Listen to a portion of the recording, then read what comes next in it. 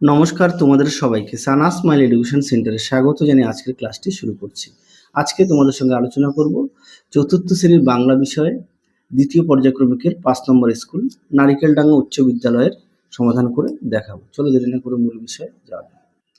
দেখো, প্রথমে আছে শম্ভুর ১২ বছর বয়স, ক্ষয়ে আছে বনের ধারে শম্ভুর দাদুর ঘর, গয়ে আছে দিনের বেলায় পাঠশালার সবচেয়ে দুরন্ত ছেলে শম্ভু, ঘয়ে আছে হাড় ভাঙা পাতার গাছ শুশুনি পাহাড়ের মাথায়, মনে আছে শম্ভুকে বাইরে যেতে বারণ করেছিল বেড়াল।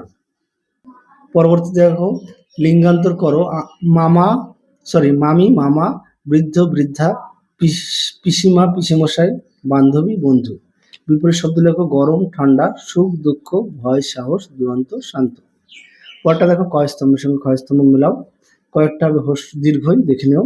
গুরুমশাই, বন হবে হস্যু গাছপালা, গয়েরটা হবে আ, ঘয়েরটা হবে হস্যই, মোটটা হবে অ। পরবর্তী দেখো কি আছে, কয়েকটা হবে এক বচন, ক্ষয়েরটা হবে বহু বচন, গয়েরটা হবে বহু বচন, ঘয়েরটা হবে এক বচন। বর্ণ বিশ্লেষণ করো। পশ্চিম, দেখো বর্ণ বিশ্লেষণটা দেওয়া আছে, ক্ষয়েরটাও দেওয়া আছে, দাগ নম্বরটা দেখে নাও, ক খ, এটা গ। পরটা দেখো, নিচের প্রশ্নগুলি একটি বাক্যে উত্তর দাও।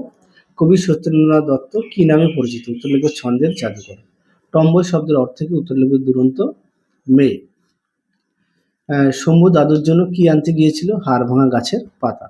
ঘয়ে আছে স্কটের পূর্বপুরুষেরা কোথায় চাকরি করতেন? সামুদ্রিক বিভাগে। সওদাগর কোথায় পাড়ি দিতে চায়? উত্তর লিখবে সাগরে। তাহলে চলো আজকের মতো এখানে সমাপ্ত করছি। তোমরা সবাই সুস্থ থাকো, ভালো থাকো, টাটা।